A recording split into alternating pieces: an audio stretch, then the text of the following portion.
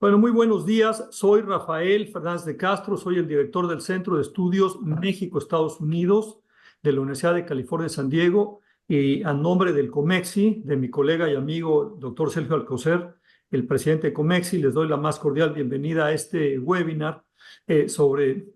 La pregunta es, ya ganó Kamala Harris porque evidentemente le ha ido muy bien desde que... la seleccionaron los demócratas como su candidata a la presidencia en este 2024. Tenemos un panel de lujo. Sergio Alcocer lo va a presentar. Estamos teniendo algunas dificultades para lograr la traducción al inglés. Are we ready to do the translation in English? Jelka and GPS team, are we ready? So Jelka could explain the people signing into the seminar how to listen to this in English. Are we ready? Unfortunately, no. I have not been assigned as an interpreter.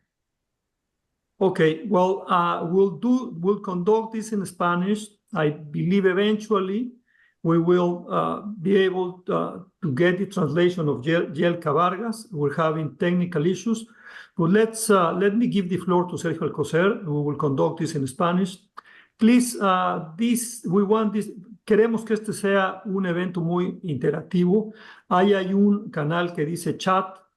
Por favor, envíenos sus preguntas, sus comentarios. Vamos a estar muy pendientes porque, les insisto, queremos que esto sea muy interactivo. Le doy la palabra al doctor Sergio Alcocer para que introduzca a nuestros panelistas. Adelante, Sergio, por favor. Muchas gracias, Rafael. Muy buenos días tengan todas y todos ustedes. Y bueno, para mí es un placer presentar a este panel tan distinguido de expertos en la relación entre México y Estados Unidos. E inicio con Ana Paula Ordorica, quien, como sabemos, es una periodista basada en la Ciudad de México y es licenciada en Relaciones Internacionales por el Instituto Tecnológico Autónomo de México, el ITAM, e hizo estudios de posgrado en Historia en la Universidad Iberoamericana.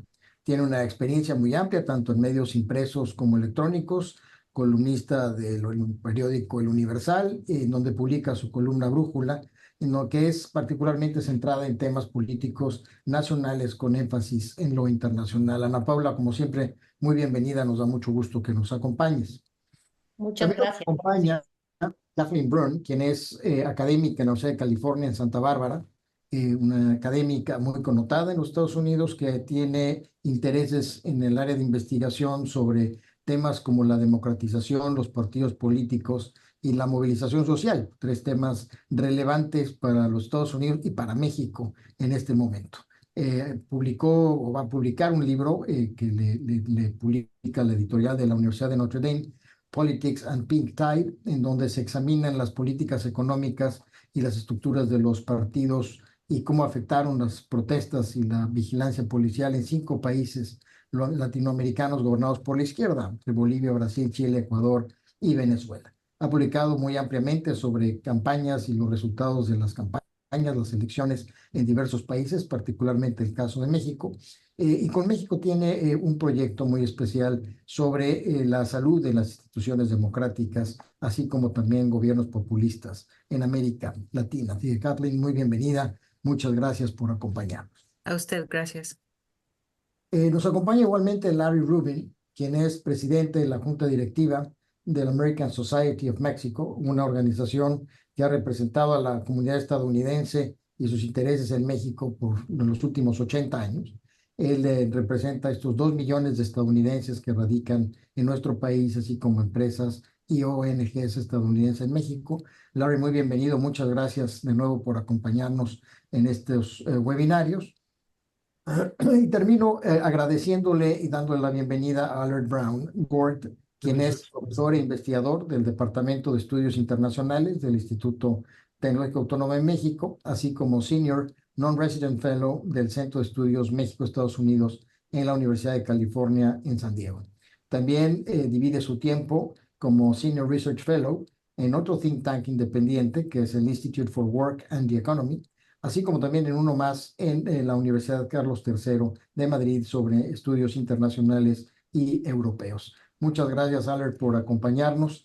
Y bueno, pues con esto podemos dar inicio a este webinario que nos convoca sobre si Kamala Harris será o no la primera presidente de los Estados Unidos. Adelante, Rafa.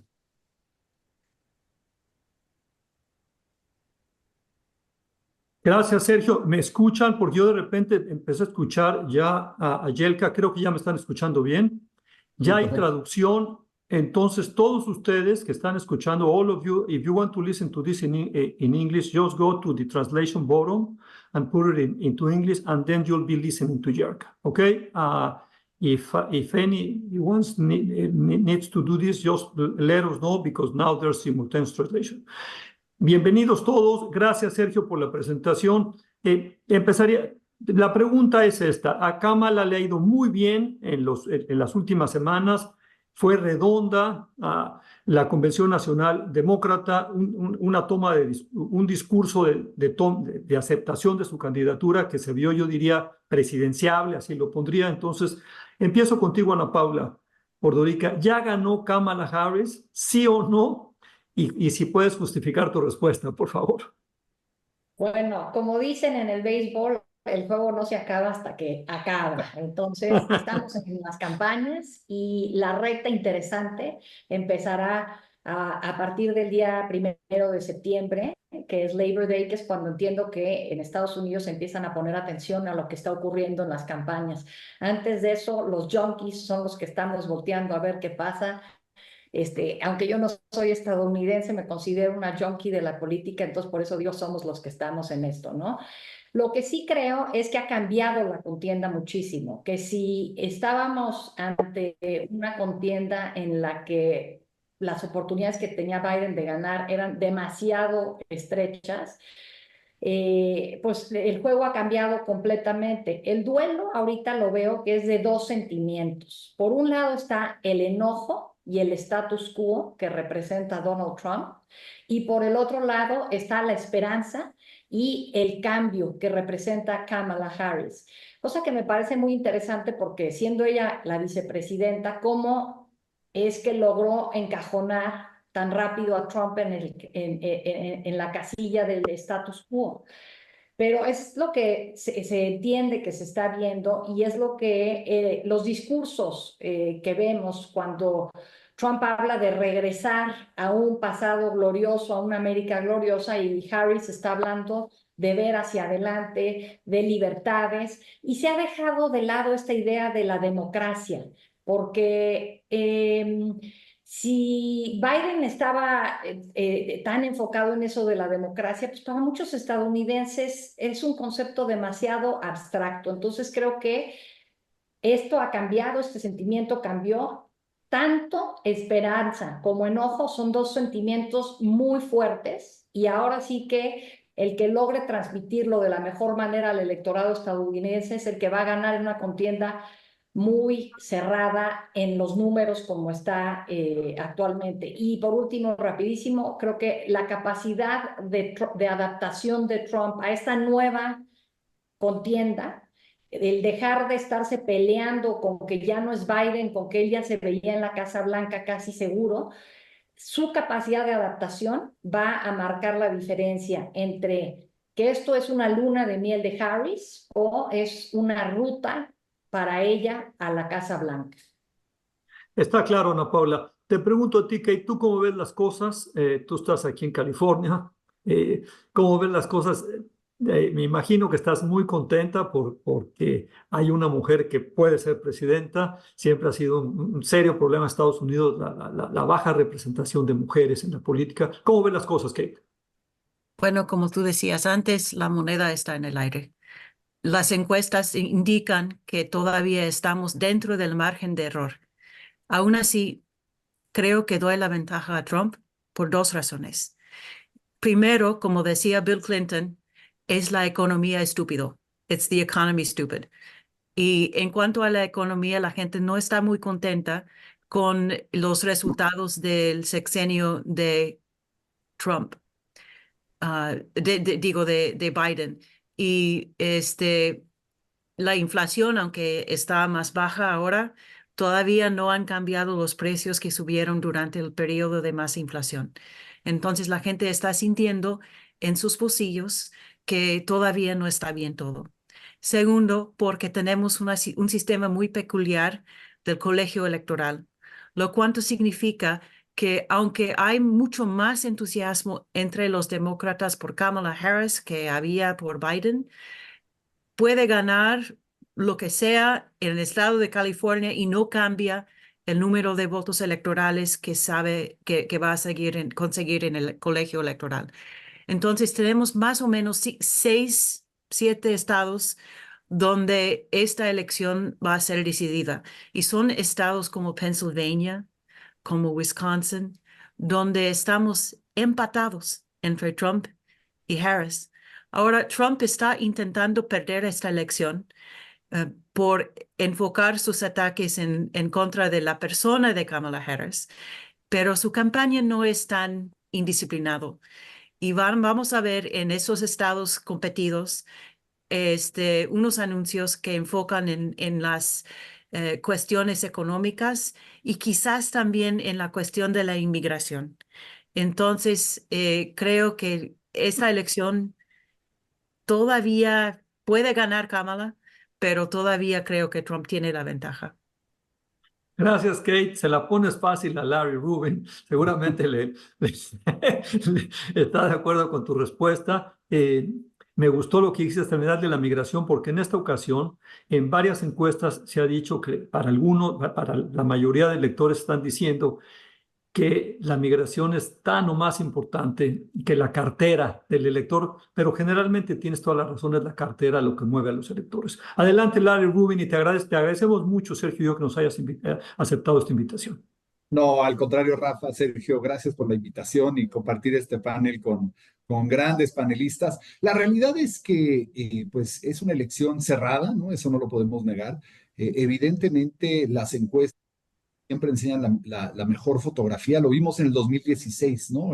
Prácticamente todos daban la victoria a Hillary Clinton y las cosas cambiaron radicalmente a favor de Donald Trump por el voto electoral, ¿no? El voto popular sí lo ganó Hillary Clinton en el 2016, pero a fin de cuentas eso no gana la elección. Y lo que estamos viendo aquí es que estados clave, como mencionaba Kate, van a jugar un papel central.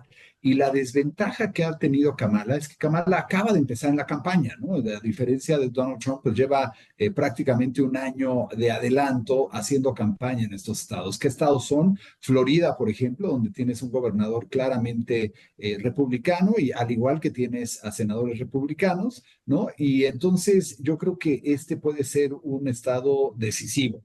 Sin duda, Pensilvania, como bien mencionaba Kate, pues es un estado importante, como también lo es Michigan, y Michigan, aunque ha sido tradicionalmente demócrata, ha venido dando la vuelta hacia el Partido Republicano. Wisconsin, pues tienes al gobernador Walz, que es ahora candidato a vicepresidente, pero bueno, también es un estado clave. Arizona, pues tiene el tema, como bien apuntabas, de migración, ¿no? Y yo creo que son 3 preguntas básicas que se va a estar haciendo el electorado. Número 1, ¿quién puede mejorar la economía? ¿No? Y un poco la política que o lo que ha estado manejando en campaña Kamala es sobre subir impuestos, ¿no? Entonces eso no necesariamente va a fortalecer el mensaje de una economía fuerte y robusta y que le convenga mejor al bolsillo del ciudadano. El segundo sí será sin duda migración, ¿no? Y la migración indocumentada, y más para un estado como Arizona, que sufre pues de una cantidad enorme de migrantes indocumentados en el cruce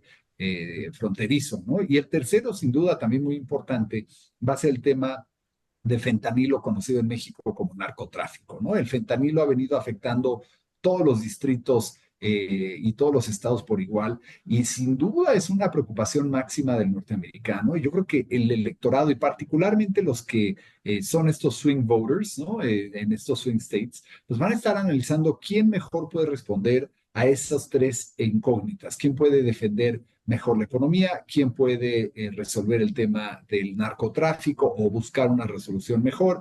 ¿Y quién puede también pues poner o disminuir el número de inmigrantes indocumentados cruzando? Y nada, me faltan 2 estados más, Georgia y North Carolina, que sin duda, pues Georgia ha sido competitivo, ¿no? Era muy republicano y empezó a cambiar a demócrata. Y North Carolina, que ha sido republicano y también ha venido cambiando a demócrata. Pero entonces, la fotografía está un poco incierta. La realidad es que las encuestas no nos van a enseñar una fotografía adecuada, creo yo. Y un poco poco será medir lo que están pensando, particularmente el electorado en estos estados clave que cambian con cada ciclo de elección, ¿no?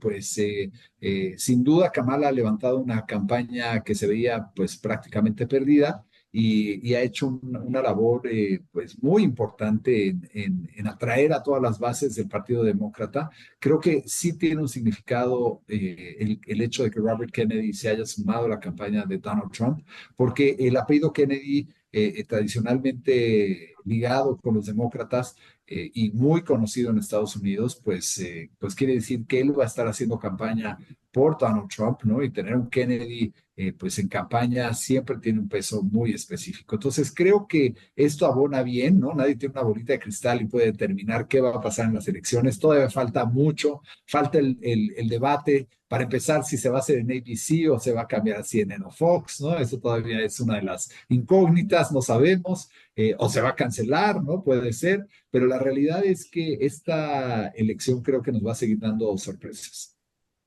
Gracias, Larry. Ayúdanos, Albert. Yo no estoy muy de acuerdo con Larry. Hay de Kennedy a Kennedy y no creo que te ayude mucho, porque creo que es tan loco el tema de las vacunas, a las mamás no les va a gustar. Pero en fin, no solamente tan loco, era una gente que ha usado drogas, que ha vendido drogas. O sea, no es un pasado halagador, digamos, pero en fin, ayúdanos, Albert. Quiero recordarles a todos, que tenemos este botón de preguntas y respuestas o Q&A, me sale a mí en mi pantalla. Por favor, mándenos sus preguntas. Y hay una ahí de Fernando, hay una de Alide también. Ahorita el doctor Sergio Alcocer las va a leer, pero queremos, insisto, que esto sea muy efectivo. Adelante, Ale, con tu respuesta. ¿Cómo ven las cosas? Ayúdanos a contraatacar a los republicanos. Ya resulta que Kate y Larry están muy pro-Trump. Entonces, ¿cómo ves tú las cosas? Lo estoy Bueno, vacilando, no es cierto, es el análisis de Kate, que creo que tiene razón, pero ¿cómo ves tú las cosas? bueno, yo voy a acabar del otro lado, justamente con Ana Paula. Y voy a ofrecer otra metáfora, una que me gusta mucho de Ambrose Bierce, que es que la ópera no se acaba hasta que no cante la dama gorda. Y en este caso vamos a ver si el señor gordo canta, pero bueno, yo diría un par de cosas aquí. Vamos primero con la cuestión de la migración. La migración no ha estado apuntando mucho y en los últimos 2 meses han habido menos cruces que durante el último año de Trump. Entonces, ahí hay donde buscarle. Los estados batalla son importantes, pero una cosa que hay que decir es que Donald Trump ha regresado a Carolina del Norte varias veces. Ese es un estado que ya debería de estar por hecho y sigue regresando. Entonces, ahí hay una preocupación. Sí, la campaña es nueva, pero tiene bastante momento y ese momento es importante. La pregunta es, 100 días es demasiado tiempo para mantener el momento o no. Seguramente van a haber muchos vaivenes. Pero lo que nadie ha hablado es acerca del tema del aborto, o sea, de los derechos reproductivos.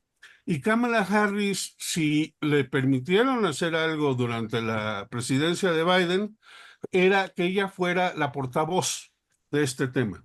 Y ha sido muy fuerte, ha sido muy importante, y la cuestión es, cuando ella y los demócratas, que ahora se han apoderado, ¿ya?, del tema de freedom, de libertad, eso lo están vinculando directamente con los derechos de las mujeres.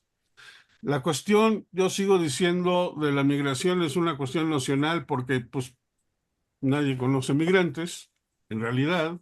Si los conocen, pues son los que trabajan con ellos y esos no son los migrantes que estamos hablando, pero todo mundo tiene una mamá. Muchos, digo, la mitad son mujeres, más de la mitad que votan son mujeres. Y los que son hombres, todos tienen mamá, probablemente esposa, hijas, bueno, en fin, creo que es un tema más poderoso y creo que lo que estaba pasando en un principio era que la gente iba a votar por los demócratas del Senado para abajo y no necesariamente a la presidencia. Pero el hecho de que Kamala Harris sea tanto más joven, que ahora el apodo de Trump, en lugar de todos los otros apodos, es Don Old, o sea, demuestra que es el viejo, creo que dice mucho. Y si vemos simplemente a los latinos, de los 3 millones latinos nuevos que van a votar en esta elección, que no votaron en 2020, 2 millones de ellos llegaron a tener 18 años o más en los últimos 4 años. Entonces, es la juventud. Y en ese sentido, la juventud ha empezado a decidir rápidamente que sí quiere ir con Kamala Harris. ¿Va a ser suficiente para llegar a los mismos niveles con los latinos que tuvo Biden? Todavía no sabemos, pero creo que las cosas pintan bastante bien. Y si bien la campaña es disciplinada, el señor Trump no lo es.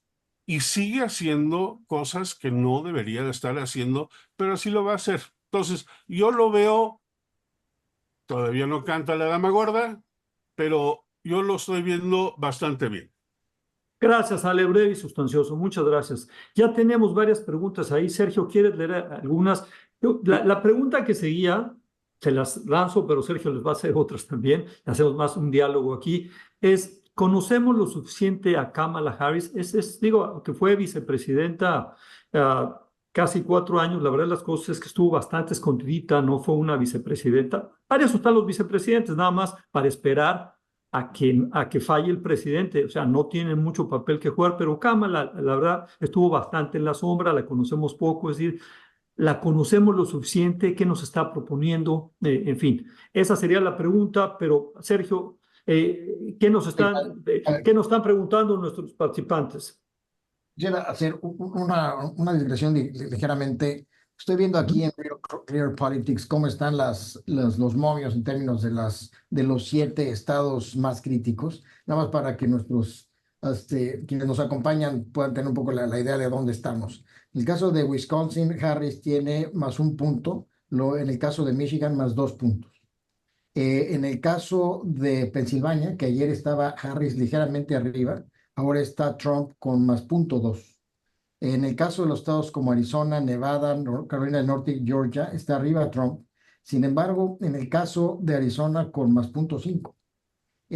Más holgado en el caso de Nevada con 1.4 y Georgia con 1.0. Entonces, efectivamente, está muy apretada. Sin embargo, hay estados claves como es Wisconsin y Michigan con una diferencia de +1 y +2 respectivamente para Harris. Entonces, la pregunta, o varias de las preguntas, van dirigidas aquí a qué tanto afectará la votación temas como, por ejemplo, la crisis entre Israel y Gaza, o bien la guerra entre Rusia y Ucrania, que son en estos estados, quitando Arizona, son estados en donde la migración tiene poco que ver, tiene que ver mucho más otro tipo de temas. Entonces, la pregunta es, ¿qué estos temas como el conflicto de Gaza e Israel, la guerra entre Rusia y Ucrania, cómo pueden afectar a los votantes, particularmente en estos 7 estados? ¿Quién quiere empezar? Adelante, Ana Paula. Bueno, primero, creo que ahorita estos números que nos da Sergio, si bien son importantes y nos habla, por ejemplo, que de nueva cuenta está en juego un estado como North Carolina o como Georgia, que parecía que ya los tenía en la bolsa Trump antes de que se bajara Biden. Creo que los números ahorita todavía son un poco más una herramienta para las campañas, para ver mensajes y en dónde invertir dinero, más que, porque además está tan cerrados que, pues, como decías, ayer Pensilvania estaba de un lado y hoy está del otro. O sea, creo que fuera de Nevada, en los otros 6 estados está muy cerrada la contienda. Y veo ahí el tema del aborto y el tema de la guerra Israel y Palestina como los 2 más importantes para varios de estos estados, pensando sobre todo en un Michigan, en donde hay una población palestina importante y en donde el tema del aborto está todavía sujeto a discusión, porque además de votar por presidente, va a haber en la boleta electoral 16 estados que van a votar para ver qué hacer con el aborto. Hay muchas alternativas, no nada más es pro-choice y pro-life, es a cuántas semanas, o sea, son varias las discusiones en torno a esto. Entonces creo que sí es importante ese tema y es un tema en el que Harris se siente muy cómoda y en el que Trump ha hecho el famoso flip-flop, ¿no? Digo, como ha sido la historia de él como persona en la política, él ha sido demócrata, hay que acordarnos, y es alguien que se sentía muy cómodo con los celebrities que apoyan a los demócratas y tal. Lo que pasa es que pues, decidió irse hacia el lado republicano al final, y es un partido que lo ha cobijado y que ya el partido se ha hecho parte de él, ¿no? Pero creo que el tema del aborto es uno muy positivo para Harris. Y el tema de la guerra en Palestina, Israel, tienes por un lado el esposo de Harris, Doug Emhoff, que es judío. Entonces eso le da cierta fortaleza con la comunidad judía en Estados Unidos a Harris.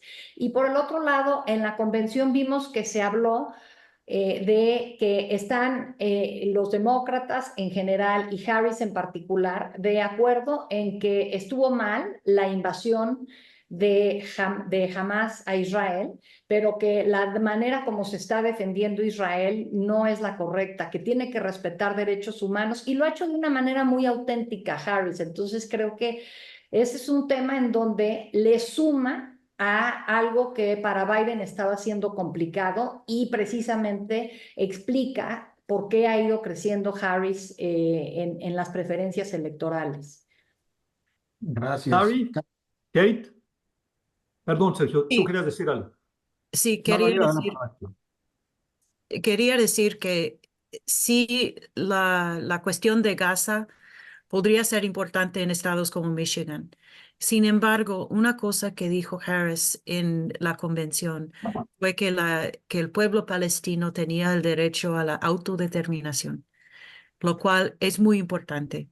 Y aunque es una política de larga estirpe en el Partido Demócrata, que las alternativas para el pueblo palestino que vive en Michigan no son alentadoras, porque Trump es peor en cuanto a eso.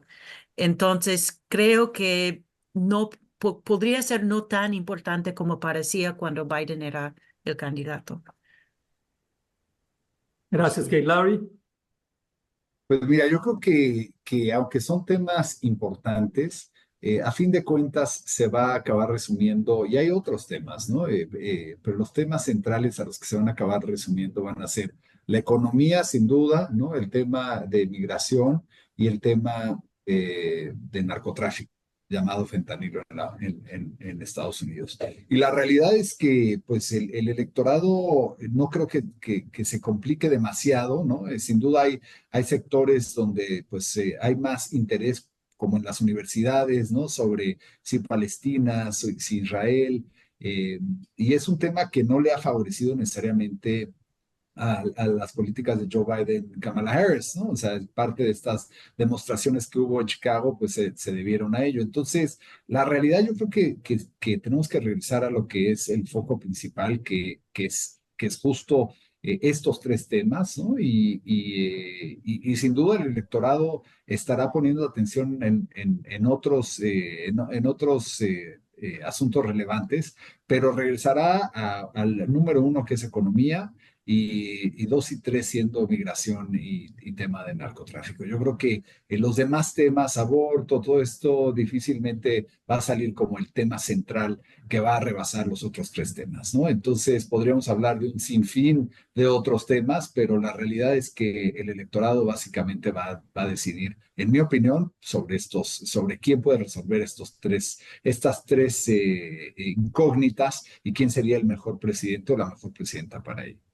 Gracias, Larry. Adelante, Sergio. Albert, no sé si quieras incluir a China en la ecuación, si es que juega o no juega. Creo que, perdón, si puedo contestar. Sí, Creo sí, que sí. China, o sea, no hay mucha diferencia a finales de cuenta entre los dos partidos y China. Es una cuestión más de estilo. En ese sentido, creo que no hay tanta diferencia entre los dos. Hay una pregunta acerca de la política y que sí es cierto que Kamala Harris no ha propuesto muchas políticas. La realidad es, Donald Trump, los republicanos, no han puesto muchas políticas refiriéndose un poco, o sea, básicamente es una cuestión trumpista, pero existe el documento de la política del 2025, que es un documento de cientos de páginas creado por la Fundación Heritage, con muchos exalumnos de la primera, de la primera administración Trump, y que tiene propuestas, digamos, un tanto extremistas. En las últimas semanas, Donald Trump se ha tratado de separar, no sé quién es, no sé quiénes son, nunca los he visto, no los conozco, difícil porque J.D. Vance escribe el prefacio del documento, pero la realidad es, y creo que aquí Larry tiene razón, nadie se está fijando en esto y no lo demás. Aquí Ana Paula tiene razón, es mucho del sentimiento, ¿ya? ¿Va a ganar el miedo y el odio o va a ganar el sentido de que vamos hacia adelante? Y en eso Harris está ganando, y está ganando en parte por no tener demasiados detalles, ¿ya? El problema con Trump es que sigue diciendo cosas como que voy a imponer tarifas de 10% a todas las importaciones. Si creen que la inflación está mal ahorita, vamos a ver qué tal. Ha dicho que va a invadir a México. Bueno, el problema hasta cierto punto es que un candidato pueda decir cosas así y nadie lo tome en serio. Bueno, vamos a ver. Para Sergio, añadir también la deportación más masiva de la historia, que, o sea, está diciendo cosas que no se toman en serio, pero si fuera a realmente intentar hacerlos, afectaría mucho a México. No, Y y quiero, enorme. quiero discrepar un poco con Larry en cuanto a los temas importantes. Creo que hay dos temas también que son importantes, sobre todo con los jóvenes. Y uno es el aborto. Sí creo que es importante. Y segundo, la democracia. O sea, entre las 5 más importantes en cuanto a lo que dicen las encuestas son la economía y la inflación, el crimen, la democracia, el aborto y la migración. Son los 5 más importantes. O sea, creo que también los jóvenes pueden prestar atención más al aborto, e incluso los jóvenes conservadores, que los mayores. Sí, la política de Trump ha sido un poco más equívoco si va a haber o no va a haber una prohibición total al aborto en Estados Unidos si él llega a ser presidente, pero la gente sí sabe que este asunto del aborto, los demócratas tienen la ventaja. En cuanto a la economía y la migración, Trump tiene la ventaja, pero en cuanto a la democracia, el aborto, tiene la ventaja los demócratas. Y yo diría, adelante Sergio, perdón. Quería yo poner un tema que me preocupó, me llamó la atención, digamos, en la convención demócrata, en donde no hubo la participación de ningún hispano relevante. Sí, pareciera que la población demócrata se divide entre los blancos, no evangélicos, pero sí blancos, y los afroamericanos. Y sin embargo, no hubo ningún guiño en ningún sentido por acercarse a la población hispana. Eso es algo que me llamó la atención, me gustaría conocer su opinión. Y por otro lado está el tema de los jóvenes conservadores, pero que no están con Trump. O sea, no todos los republicanos apoyan a Trump. No hubo ninguna participación del expresidente Bush, por ejemplo, en la convención republicana, mientras que en la convención demócrata pues tuvimos a varios expresidentes. No pudo participar el expresidente Carter por razones obvias de salud, pero si hubiera podido, hubiera estado ahí. Si hubiera una participación muy clara de expresidentes apoyando a Kamala y no así en el Partido Republicano. ¿Qué tanto puede afectar esto al interior del Partido Republicano, que pareciera que tiene dos campos muy claramente divididos, los que están con Trump y los que claramente no están con Trump, pero que pueden buscar una salida con Kamala? Y yo le añadiría, y te la pasamos la palabra, Larry, esa carta que hoy se habla en el New York Times de 200 republicanos muy importantes diciendo que tenemos que evitar que sea Trump. Entonces sí, como que no hay un partido republicano tan unificado, aunque hay que decirlo por otro lado, Sergio, y tú no lo vas a recordar, Larry, los trumpistas adoran a Trump. Qué bárbaro, o sea, tiene un manejo y tiene no cabe duda que es un populista, no cabe duda que le ha cumplido a su gente y que su gente lo adora. Adelante, Larry, le damos una vuelta a esto y Sergio, si nos des más preguntas, porque hay muchas Claro, preguntas por ahí. con todo gusto, Rafa. Pues mira, yo creo que aunque los jóvenes tienen un papel importante en la elección, la realidad es que en los swing states, si los analizamos, es menos del 15% de la población total de estos estados. Entonces, por eso creo yo que se resume nuevamente a estas tres preguntas básicas que en la mayoría de los que no son ya considerados jóvenes, pues se van a estar haciendo, ¿no? El joven sí que está en la universidad, pero estamos hablando del 15%. Y cuando hablamos de hispanos, lamentablemente, muchos de los hispanos no salen a votar, ¿no? Y ese es el problema con nuestra comunidad hispana en Estados Unidos, es que no vota un número significativo como lo hacen los afroamericanos o las mujeres, otras minorías también en Estados Unidos. Y la realidad es que, pues, ¿qué más quisiéramos que sí votaran, ¿no? Evidentemente, en los estados, por ejemplo, pues más importantes en esta elección por ser swing states, pues Arizona tienes cerca del 50% son hispanos, ¿no? Florida, que le sigue, tiene como 25%, de ahí ya cae a 10, 11% en el resto de los 4 estados considerados swings, ¿no? Entonces, tampoco es un número, y digo, pensando en probabilidades, pues a lo mejor es porque no hubo tanta mención en la Convención Demócrata de esta demografía que hoy todavía no alcanza un porcentaje importante de los votantes, ¿no? O sea, no quiere decir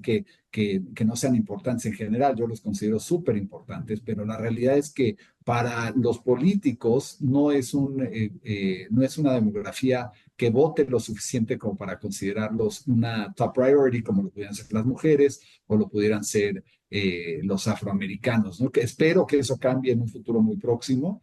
Estas elecciones no estoy seguro que vaya a cambiar radicalmente. Me encantaría ver mucho más apoyo de o muchos más votos de los hispanos que creo que pudieran cambiar cualquier elección. Gracias, Larry. Déjame provocarte, Ale, y a ti también, Sergio. Tú dijiste esto de los hispanos. Le dieron un papelito a Alex Padilla, que es el senador demócrata de California, quien sustituyó a Kamala Harris. Pero también habría que decir, Sergio y Ale, y te lo digo a ti, que pues, ¿quién es la figura demócrata importante latina? Hay muy pocos, la verdad. Entonces, tampoco le debe haber sido fácil a Kamala poner ahí, digamos, debe haber muchos jóvenes, yo no los conozco, pero a nivel figuras, la verdad, las cosas Julián nacionales. Castro, Mira, Julián Castro sí, pero de San Antonio, que está ahora lejano, trabajando para joven, hispano. No, Sí, yo pero creo que no Sí, fue un sí, hizo. error. Lo que dice pero Sergio no es fue un una. error. Los dos hermanos Castros. O sea, yo creo que lo que dice Sergio fue un error que no metieran a un hispano a hablar en la convención. A mí me da la impresión de que los demócratas y la campaña de Harris lo que están tratando de hacer es, saben que tienen dos vulnerabilidades importantes. Es migración y economía. Y entonces están tratando de hablar de mucho más de lo demás y menos de estos dos temas. Cuando hablan de migración, pues lo que hemos escuchado de Harris, es decir, nosotros junto con algunos republicanos estábamos listos para que se firmara una ley que hubiera puesto orden muy dura en contra de la migración indocumentada, pero como Trump les dijo que eso iba a ser una ganancia para los demócratas, los republicanos se echaron para atrás y entonces, si ahora hay caos en la frontera, ya no es nuestro, es de los republicanos. Es parte de lo que se escuchaba en la convención. Y en economía, yo siento que ahí hay el pastel se puede dividir dependiendo qué tipo de electorado eres. La economía no es lo mismo para un joven que está pensando en la deuda estudiantil que para un senior que está pensando en su retiro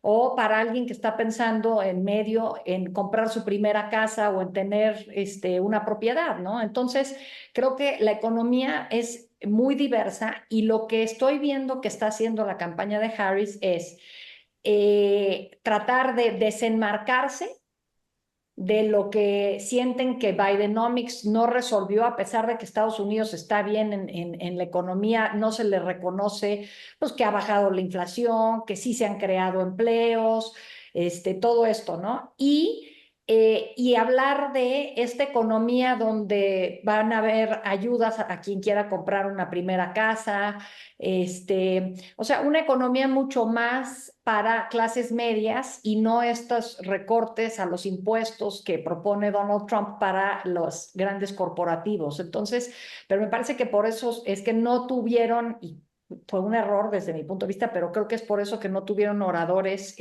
hablando, latinos hablando en la convención. Y nada más aquí una anotación que me sorprendió, pero para bien, que Larry puso a Florida ya como swing state. Sí, podría ser por el tema del aborto, porque ahí se va a votar el aborto, pero pues ese tiene 30 votos del colegio electoral, ¿no? Sería así como ya un camino seguro si lo logran regresar al lado demócrata Harris. No, sería una sorpresa. Sí, sí, sí, sí, si en Florida no ganan los republicanos. Sergio, más preguntas. Ale, ¿quieres decir algo de los latinos? Y luego Sergio nos des unas preguntas y ya vamos cerrando porque ya entramos a la recta final. Adelante, Ale. Bueno, rápidamente, estoy de acuerdo, aunque Joaquín Castro salió en la convención, o sea, lo he hablado con mis amigos, no dijo nada que fuera para los latinos. Hubo alguien que hablaba de, yes, ¿qué? Sí se puede, pero digo, tonterías. La realidad, de todos modos, es que la jefa de campaña de Harris es Julie Chávez Rodríguez, que está empujando verdaderamente esto y que está teniendo mucho pegue con los jóvenes. Y cada 30 segundos, un latino nacido en Estados Unidos llega a los 18 años. Entonces, esos son números que se mueven rápidamente. Si bien está ganando fuertemente con los jóvenes, Kamala Harris tiene el problema que tal vez esté perdiendo con los viejos blancos que todavía apoyaban a Biden, pero cada vez son menos y menos. No sé cómo va a acabar la contienda, pero sí es obvio que están tratando de hacer algo con los latinos. Veamos qué es lo que sale con todo esto. Y ya no es una cuestión de hacer una campaña bilingüe, porque todos estos niños nacieron en Estados Unidos, son americanos, piensan en inglés, y creo que va a ser una diferencia. Sergio. Una última pregunta, y si les pediría que vayamos cerrando y dentro del cierre consideren que ya estamos en pausa en la relación entre México y las embajadas de Estados Unidos y Canadá. Pero la pregunta es, ¿qué tanto ayuda o no que Vance sea el candidato a la vicepresidencia de Trump y que Walz sea el candidato a la vicepresidencia de Harris? Si quieren Y luego, si quieren, le entramos. ¿Por qué no hacemos esto y luego le entramos a la parte de México? Entonces, ¿por qué no contamos esta rápida y vámonos con México porque cerramos con México? Entonces, adelante, Kate, ¿qué te parece lo de Vance? Normalmente los candidatos a vicepresidente no tienen nada que ver con el resultado de la elección. Y creo que eso es lo que va a pasar en esta elección, que Vance, Walz, no importan. En cuanto a esta elección, va a ser entre Kamala Harris y Donald Trump. Interesante. Gracias, Kate. ¿Alguien más sobre esto para pasar a México? Yo voy a diferir un poco. Sí, generalmente los candidatos a vicepresidente no tienen nada que ver, pero acuérdense de Sarah Palin. Y también acuérdense de lo que dijo Ana Paula desde un principio. ¿Es el odio y el miedo o es la esperanza lo que va a ganar? Y aquí creo lo interesante es que Vance verdaderamente, no sé, es una nube negra, absorbe y no refleja nada. Y Tim Walz es el happy warrior, el guerrero feliz. Y en ese sentido verdaderamente le da cuerda al sentido de la campaña. Pero vamos a ver. Se ve que no quieres avance, Albert. Claro. Le digo a Albert que se ve que no quiere avance, pero vámonos con México. Sergio, ¿por qué no empiezas tú aquí? Y yo, digamos, yo soy de la idea que México está en la contienda electoral como nunca probablemente en la historia de las elecciones de Estados Unidos, ya Larry lo dijo. Pero ¿qué piensas tú, Sergio? Empezamos contigo, si te parece. Es que creo que el observador lo está haciendo más grave, pero dinos tú, Sergio, y le damos una vuelta a esto que creo que es muy importante porque sí, es gravísimo lo que estamos viendo en la relación con Estados Unidos en una época muy caliente políticamente hablando en todo Estados Unidos. Adelante, Sergio. Mira, mi percepción es que lo que está pasando en México en materia de la reforma judicial y demás le es de poco interés al electorado estadounidense. Le será de mucho más relevancia a las grandes empresas y los corporativos americanos que en un momento dado pudiesen tener algún reflejo sobre esto. Lo que sí creo que México va a estar presente es a través del fentanilo y a través de la migración. Y en un sentido, porque si bien México ha ayudado y ha participado en los esfuerzos que Biden en su momento le ha pedido y le ha obligado a México a hacer. Recordemos el programa Remain in Mexico, México Seguro. Por otro lado, pues también no ha logrado México controlar el flujo del fentanilo ni la fabricación del fentanilo acá, más allá de que en Estados Unidos pues las mafias mismas pues están presentes y esto no es un asunto que México pueda controlar.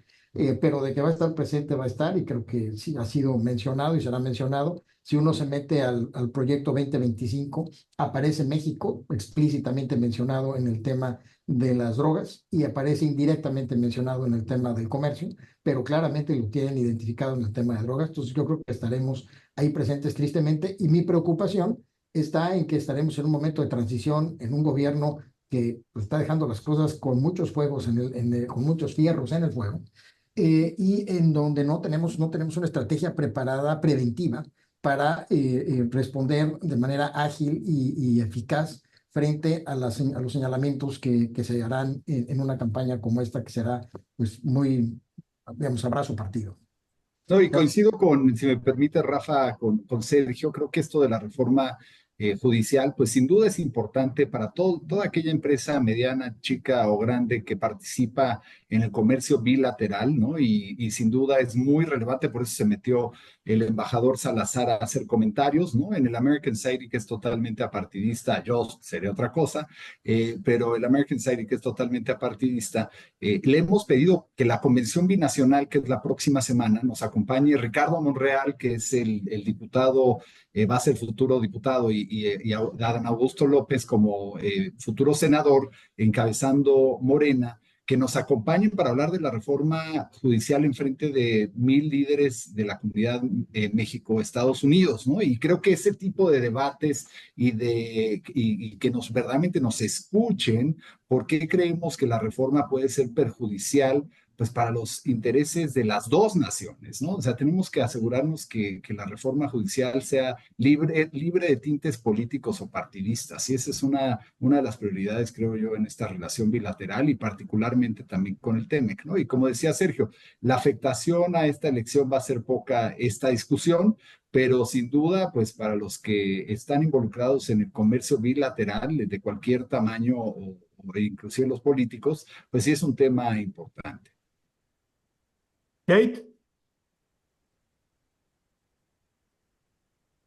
Bueno, yo creo que el embajador tenía razón, pero, o sea, creo que sí es un problema para México y para la relación bilateral, pero no fue muy, ¿Romántico? diplomático decirlo públicamente.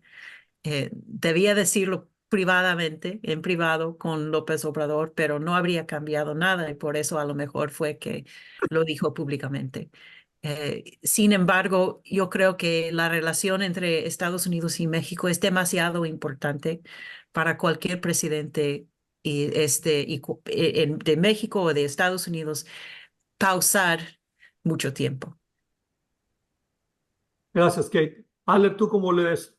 Yo lo que diría es, tenemos poco más de un mes que queda en esta administración. Creo que Ken Salazar, el embajador, dijo lo que dijo después de graves presiones para tener un poco de claridad, porque lo que no ha habido mucho es transparencia en esto. Pero creo que lo importante no es tanto lo que dijo, lo importante es lo que señaló. La cuestión del nearshoring, que es lo que ha mantenido el valor del peso, no es una cosa absolutamente garantizada. Entonces, damas y caballeros, por favor, pongan un poco de atención en lo que hacen y cómo va a repercutir en la relación bilateral. Creo que Larry tiene toda la razón. Esto no es un tema en las elecciones en Estados Unidos. No va, si gana 3 votos o pierde 5, no va a ser mucho. Pero el tema del TEMEC y la revisión del TEMEC en el 2026 y la cuestión del contenido de América del Norte, si es chino o es japonés, hace diferencia. Todo eso ya está complicando las cosas. No hay que complicarlas más. Entonces, creo que era un mensaje que se le estaba dando de que las repercusiones van más allá del ámbito interno de México. Al presidente no le gustó, él es muy sensible con la cuestión de la soberanía porque él es del PRI de los 60, 70, pero no sé si nuestra presidenta Sheinbaum va a pensar igual. Vamos a ver. Yo creo que ya vamos cerrando, Rafa, nos quedan 5 minutos. Si les pedimos... Ana Paula, ¿tú cómo ves las cosas? Y luego te paso a ti la palabra, Sergio. Bueno, ¿Cómo ves México en la elección? Más allá de esto, ¿y cómo ves? A mí sí me tiene preocupado, digamos, que AMLO en este momento en que están muy crispados los ánimos en Estados Unidos, los crispen más. Ese insistir en qué pasó con Mayo Zambada, hoy era de las pocas buenas que podía vender la administración demócrata, digamos, de ser duros con el narcotráfico mexicano y como que se la estaba debilitando. Entonces, me preocupa un AMLO que está pensando, Estados Unidos no es el Estados Unidos del resto de su sexenio. Es un Estados Unidos en campaña y en una campaña verdaderamente divisiva y polarizada. Adelante, Ana Paula. No, coincido 100%, Rafa. A mí me preocupa mucho que México de por sí ya estaba por las peores razones en la elección en Estados Unidos, porque lo que traemos es problemas para los estadounidenses, ¿no? No somos Canadá, somos el vecino realmente incómodo, el vecino que tiene el pasto desordenado, el perro que muerde a los que pasan por enfrente, o sea, un vecino que nadie quiere tener. Eso es lo que creo que así nos ven los estadounidenses. Las encuestas de Gallup así lo demuestran, la visión tan negativa que hay en Estados Unidos sobre México como vecino. Estamos ahí por el tema de fentanilo, de manera que México se podría defender muy fácil y voltear y decir, oye, ustedes tienen Purdue Pharma, tienen a la familia Sackler, el problema de adicciones que tienen es meramente de ustedes. Y a nosotros de rebote, para saciar el enjuiciador de Luis Echeverría. Para saciar su consumo, nos están inmiscuyendo, pero México no se ha defendido así y creo que lo que dices del Mayo es un gran ejemplo. En lugar de aplaudir en ambos lados de la frontera que se detuvo a 2 grandes capos, acá en México andamos tratando casi que de defender al gobernador de Sinaloa, al Mayo, al Chapo, realmente lamentable. Traición a la patria. Sergio, ¿cómo cerramos? Proponos algo. Tenemos 3 minutos. Yo creo que esta va a ser una de muchas discusiones a lo largo de estos próximos 70 días. No vamos a hacer una quiniela ni una lotería, quién sabe quién gane, pero sí me gustaría que pudiésemos cerrar con una reflexión de unos 30, 40 segundos sobre cuáles considerarían que son estos aspectos que desde México debiésemos de prestar más atención a la elección en Estados Unidos que tengan interés para el gobierno de Claudia Sheinbaum. Adelante, Albert, vamos a hacerlo al revés. Albert, Larry, Katie y Ana Paula. Creo que lo que nos debería de preocupar más de la elección es algo que no hemos discutido. Pienso que va a haber violencia en los Estados Unidos después de las elecciones. Y puede ser bastante fuerte. El Partido Republicano ha perdido su brand, ha perdido su marca. Ahora es el Partido Trump. No sé si puede sobrevivir. No sé cuáles van a ser los resultados más abajo de la presidencia, pero yo creo que no van a tener no van a tener los resultados que desean. Larry. Pues mira, yo creo que es una elección complicada, pero sí veo a Donald Trump como el próximo presidente de Estados Unidos y sin duda también con una gran posibilidad de no nada más ganar la presidencia, sino los números que arrojan en el Senado, pues el Partido Demócrata se tiene que defender más que el republicano y tiene más que perder en la Cámara de Senadores y la Cámara de Representantes, pues generalmente no le favorece al partido en el poder, ¿no? Y se va al otro partido. Entonces, podríamos estar viendo no nada más que gane la presidencia Donald Trump, sino también el Senado y la Cámara de Representantes, el partido republicano, y pues eso podría ser una de las, de las situaciones que se dé a partir de noviembre. Ana Paula y Kate. Bueno, ese escenario que pintas, Larry, sin duda es posible y creo que para México puede ser preocupante el hecho, cualquiera que tenga, o sea, que un partido tenga el control de las tres, de las dos cámaras y del Ejecutivo, pues presenta ciertos retos. Pensando en un partido republicano tan cooptado por un Donald Trump que es anti-mexicano, creo que para México sería un reto complicado, pero bueno, vimos cómo Andrés Manuel López Obrador lo pudo hacer bien en su momento en el 2020, bueno, 2021 ya que entró Trump a la Casa Blanca, y tendríamos que ver en ese sentido si Claudia Sheinbaum logra tener esa misma mano izquierda con un Donald Trump, ¿no? Kate y Sergio. Bueno, creo que tenemos que recordar que que la presidenta de México es mujer y va a ser mujer si gana Trump y que tiene que negociar con otro tipo de persona. No es lo mismo negociar con una mujer para Trump que negociar con Andrés Manuel López Obrador. Y eso puede tener un efecto sobre México. Creo que el espectro de un clean sweep, de Cámara de Diputados, Senado, Trump, no es bueno para México. Creo que no es bueno para México. Pero estoy de acuerdo con Alex que si no gana Trump, que va a haber violencia y va a haber intentos de contestar los resultados de la elección. Y eso también afecta a México. Entonces, si yo fuera mexicana, estaría muy preocupado por los resultados de esta elección. Sergio, tú cierras. Pues muchas gracias. Creo que ha sido un recorrido fascinante sobre la realidad política de los Estados Unidos. Creo que veremos muchas cosas todavía en los próximos 60 y tantos días que quedan para la elección. Y creo que tenemos que estar muy alertas a los cambios de estrategias y los ajustes de las estrategias tan finos que se están dando por parte de los expertos. También hay que tomar cuidado de las posturas de los abogados, ya no hablamos de los cuerpos de abogados que ambas campañas están construyendo, y porque también puede ser muy contencioso en lo legal, y yo creo que son temas que debemos de dejarlo para una futura sesión. Rafa, yo agradecerles, por supuesto, a Kate, a Ana Paula, a Albert y a Larry por su confianza y por pues, haber acompañado el día de hoy.